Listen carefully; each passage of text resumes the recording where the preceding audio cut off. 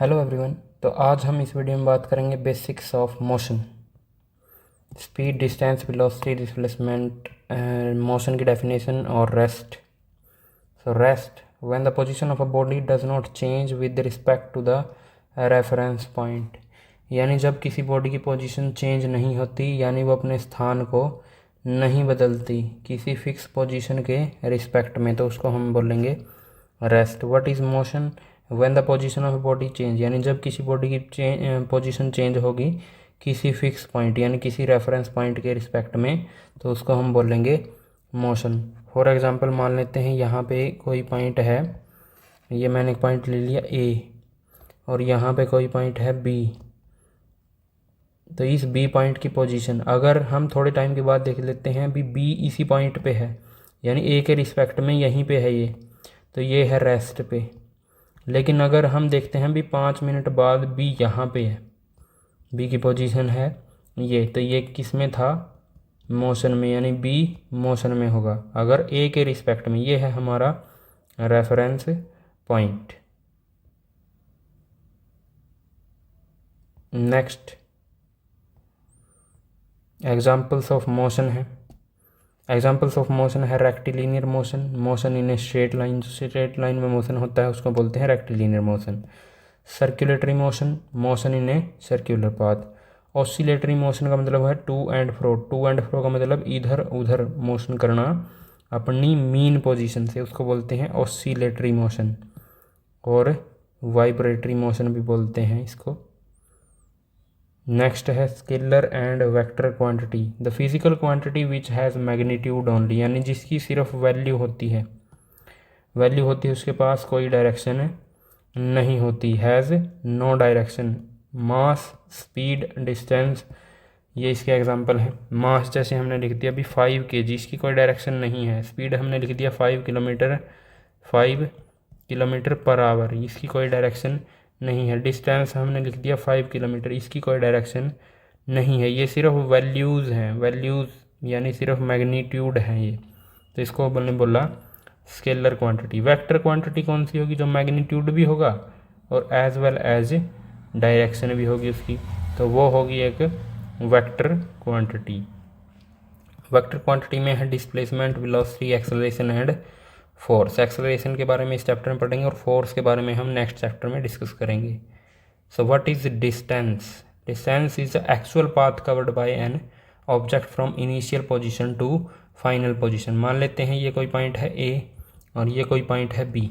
अब हमारे पास तरीका है यहाँ से यहाँ जाने का, ये जाने का, ये ऐसे जाने का, ये सारी क्या है? डिस्टेंसेस।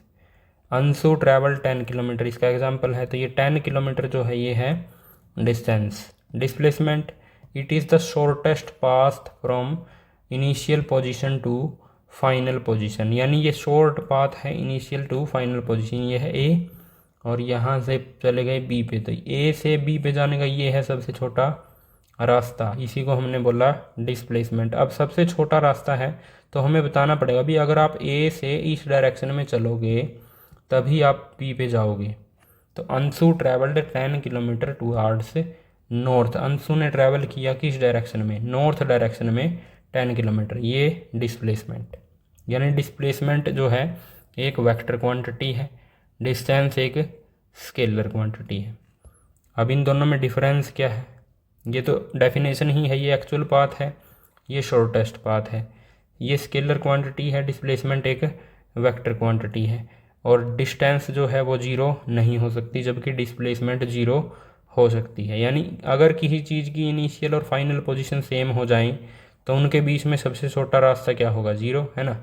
मान लेते हैं कोई यहाँ से स्टार्ट करता है सर्कुलर पाथ में और ऐसे घूम के वापस यहीं पे आ जाता है, तो उसकी इनिशियल पोजीशन और फाइनल पोजीशन सेम है, तो उसकी डिस्प्लेसमेंट ज़ीरो। तो ये ज़ीरो हो सकती है, लेकिन ये ज़ीरो जो डिस्टेंस है वो ज़ीरो नहीं हो सकती। डिस्टेंस नेगेटिव नहीं हो सकती, लेकिन डिस्प्लेसमेंट नेगेटिव हो सकती है। कैसे?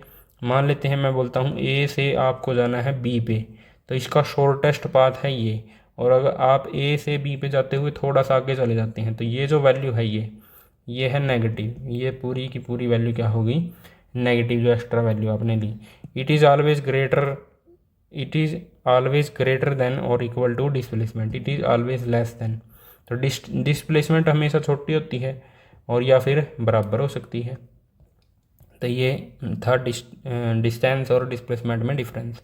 उसके बाद है types of motion. Motion is of two types, दो टाइप्स के मोशन है हमारे पास, एक है यूनिफॉर्म, दूसरा है नॉन यूनिफॉर्म। तो यूनिफॉर्म में क्या है हमारे पास, यहाँ पे है equal distance in equal interval of time, then the motion is called uniform.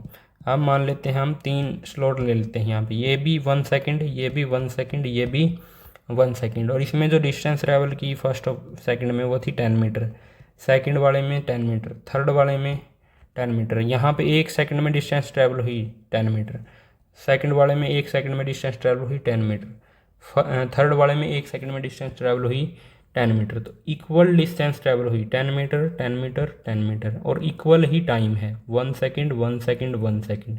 तो ये है यूनिफॉर्म मोशन।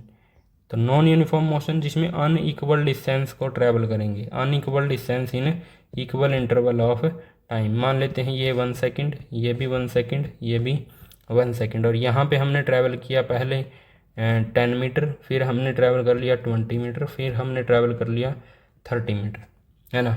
1 सेकेंड में ही, 1 सेकेंड में 10 मीटर, 1 सेकेंड में 20 मीटर, 1 सेकेंड में 30 मीटर। अब टाइम तो इक्वल है लेकिन डिस्टेंस इक्वल नहीं है, तो इसको हम बोलेंगे non uniform motion. When a body covers unequal distance in equal interval of time, then the motion is called uniform motion, sorry non uniform motion. Types of non uniform motion. अब ये जो non uniform motion है वो कितने type का है, ये है 2 टाइप का, accelerated and D accelerated motion. When the motion of a body increases with time, जो मोशन टाइम के साथ इंक्रीज हो उसको हम बोलेंगे एक्सेलरेटेड। जैसे यहाँ पे हमने एग्जांपल लिया है, 1 सेकंड में पहले 10 मीटर चले, फिर दूसरे सेकंड में 20 मीटर चले, फिर तीसरे सेकंड में 30 मीटर चले। तो पहले चलते थे 10 मीटर, फिर चलने लग गए 20 मीटर, फिर चलने लग गए 30 मीटर। तो ये क्या हुआ, इंक्रीज होता जाता है मोशन इंक्रीज हुआ। ये 1 ही सेकंड में 10 मीटर चले, 1 ही सेकंड में 20 मीटर चले, यहाँ पे 30 मीटर पर सेकंड हो गया, तो मोशन इंक्रीज हुआ। इसका मतलब ये है एक्सेलरेटेड मोशन। और दूसरे वाला है D accelerated motion. D accelerated का मतलब अगर हम इस तरफ से देखें भी, हम पहले चले 30 मीटर, फिर चले हम 20 मीटर, फिर चले हम 10 मीटर, तो ये यहाँ से यहाँ है डी एक्सेलरेटेड मोशन। लेकिन इस तरफ से इस तरफ है एक्सेलरेटेड मोशन, यानी अगर कोई वैल्यू मोशन घटता है तो उसको हम बोलेंगे डी एक्सेलरेटेड, अगर कोई मोशन बढ़ता है तो उसको हम बोलेंगे एक्सेलरेटेड।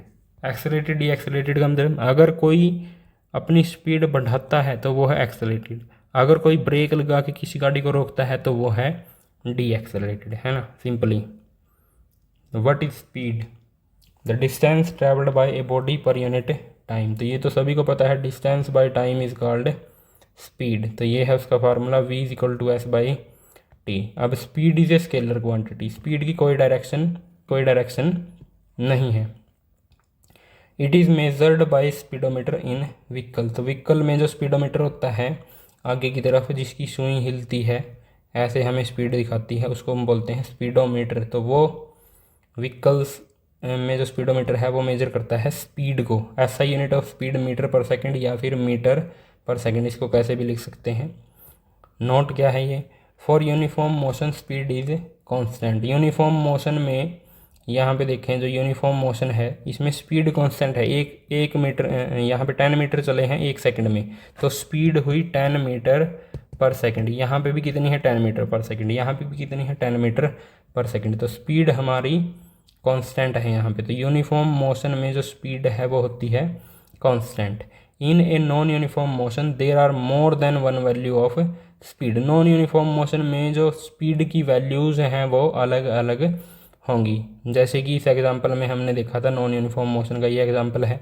अगर आप यहाँ पे स्पीड कैलकुलेट करोगे, स्पीड की डेफिनेशन क्या थी, डिस्टेंस बाय टाइम। तो यहाँ पे डिस्टेंस है हमारे पास 10 मीटर और टाइम है 1 सेकेंड, तो ये है 10 मीटर पर सेकेंड। यहाँ पे है 20 मीटर पर सेकेंड और यहाँ पे है 30 मीटर पर सेकेंड। तो यहाँ पे अलग अलग वैल्यू हैं, अलग अलग वैल्यू हैं स्पीड की। यहाँ पे 10 है, यहाँ पे 20 है, यहाँ पे 30 है। तो यहाँ पे यही बात लिखी है, नॉन यूनिफॉर्म मोशन में there are more than one value of speed. Therefore average speed is calculated for non uniform motion. Average speed calculate करते हैं हम non uniform motion में. Total distance divided by total time कर लेंगे. Total distance divided by total time. Conversion factor इसको हम बाद में देखते हैं, पहले एग्जाम्पल कर लेते हैं. तो ये क्वेश्चन है भी हमें इसमें निकालना है average speed. An object travels 16 metre in 4 second and then another 16 metre in 2 second. तो हमारे पास क्या है, टोटल डिस्टेंस निकाल लेंगे हम पहले, है ना. Total distance by total time करना है. तो टोटल डिस्टेंस क्या होगी, दो डिस्टेंसेस दी हैं हमें, एक है 16 मीटर और दूसरी भी है 16 मीटर. तो total distance 32 metre. Next total time. Total time ये है यहाँ पे 4 सेकेंड और ये है यहाँ पे 2 सेकेंड. तो 4 second plus 2 second is equal to 6 second. तो now average speed is equal to total distance 32, total time 6, which is equal to 6.33 something. तो ये आ जाएगी हमारे पास metre per second, 6.33 metre per second. तो अब देख लेते हैं what is conversion factor. Conversion factor का मतलब है कि अगर हमें स्पीड की वैल्यू दी जाती है किलोमीटर पर आवर में, तो उसको मीटर पर सेकंड में कैसे कन्वर्ट करेंगे. तो उसको सिंपली मल्टीप्लाई कर देंगे 5/10 से. किलोमीटर बड़ी वैल्यू है, मीटर एक छोटी वैल्यू है. तो अगर आपको बड़ी वैल्यू से छोटी वैल्यू पे जाना है तो आपको छोटी वैल्यू ऊपर रखनी पड़ेगी. 5/18, इनमें से बड़ी वैल्यू है कौन, 18, छोटी वैल्यू है 5. तो अगर आपको बड़ी वैल्यू से छोटी वैल्यू पे जाना है तो आप छोटी वैल्यू जो 5 है वो ऊपर रखेंगे, यानी 5/18 से आप किसी चीज़ को मल्टीप्लाई करेंगे. दूसरी बात, अगर आपको मीटर पर सेकेंड से किलोमीटर पर आवर में जाना है तो आप 18/5 से मल्टीप्लाई करेंगे, बड़ी वैल्यू को ऊपर रखेंगे. अगर आपको बड़ी वैल्यू में जाना है तो बड़ी वैल्यू में जाना है तो बड़ी वैल्यू ऊपर, अगर छोटी वैल्यू में जाना है बड़ी वैल्यू से तो छोटी वैल्यू ऊपर. यह है conversion factor.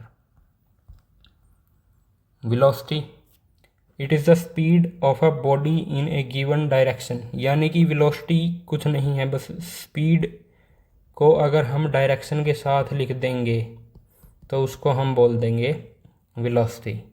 It is the displacement covered by an object. तो वेलोसिटी की डेफिनेशन है डिस्प्लेसमेंट बाय टाइम, यानी डिस्प्लेसमेंट पर unit time is called velocity and distance पर unit time is called speed. Velocity is a vector quantity, ऐसा unit same है speed की जैसे. डायरेक्शन की तो कोई यूनिट होती नहीं तो उसकी यूनिट यहाँ पे क्या लिखेंगे. For non uniform motion average velocity वैसे ही निकलती है, displacement divided by total displacement divided by total time.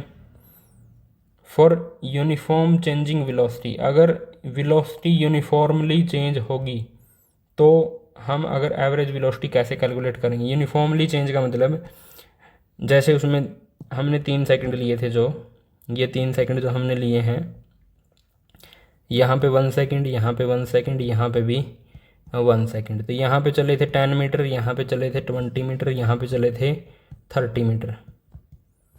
अब यहाँ पे जो स्पीड है वो है 10 मीटर पर सेकंड. ये जो स्पीड है वो है 10 मीटर पर सेकंड. यहाँ पे स्पीड है 20 मीटर पर सेकंड और यहाँ पे स्पीड है 30 मीटर पर सेकंड. लेकिन आप यहाँ पे देखेंगे भी स्पीड का इंक्रीज है 10, यहाँ पे भी स्पीड का इंक्रीज है 10. तो यूनिफॉर्म इंक्रीज है किसमें, स्पीड में 10 का इंक्रीज. तो यहाँ पे यही बात लिखी है, अगर वेलोसिटी यूनिफॉर्मली चेंज होगी, यूनिफॉर्मली का मतलब फिक्स वैल्यू से इंक्रीज होगी या फिक्स वैल्यू से डिक्रीज होगी, तो एवरेज वेलोसिटी निकालने का फार्मूला है initial velocity plus final velocity divided by 2. Initial velocity plus final velocity divided by 2. यानी कि अगर हम इस केस की बात करें भी, पहले वेलोसिटी 10 मीटर पर सेकंड, फिर 20 मीटर पर सेकंड, फिर 30 मीटर पर सेकंड, तो इसकी एवरेज वेलोसिटी आप कैसे निकाल लोगे. ये 10 प्लस ये, तो 10 plus 30 divided by 2 is equal to 40 divided by 2 is equal to 20 metre per second. तो ये आ जाएगा आंसर 20 मीटर पर सेकंड. ऐसे निकाल के देख लेते हैं. टोटल डिस्टेंस देख लो कितनी है, 10 मीटर, 20 मीटर, 60 मीटर. तो अब टोटल डिस्टेंस देख लेते हैं, 10 metre plus 20 metre plus 30 metre is equal to 60 metre. तो ये तो है total distance 60 metre. Total time है हमारे पास 3 second, 1 second 1 second 1 second, total 3 second. तो टोटल डिस्टेंस जो थी हमारी वो आई थी 60 मीटर, और जो सेकंड्स आए वो आए 3 सेकंड। तो 3 divided by is equal to 20 metre per second. तो आप कोई भी फार्मूला, अगर आपको वेलोसिटी दे रखी है और वो वेलोसिटी फिक्स वैल्यू से इंक्रीज होती है तो आप ये वाला फार्मूला लगा सकते हैं।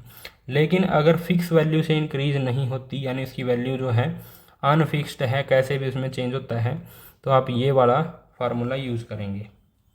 So thank you, I hope आपको समझ में आया होगा।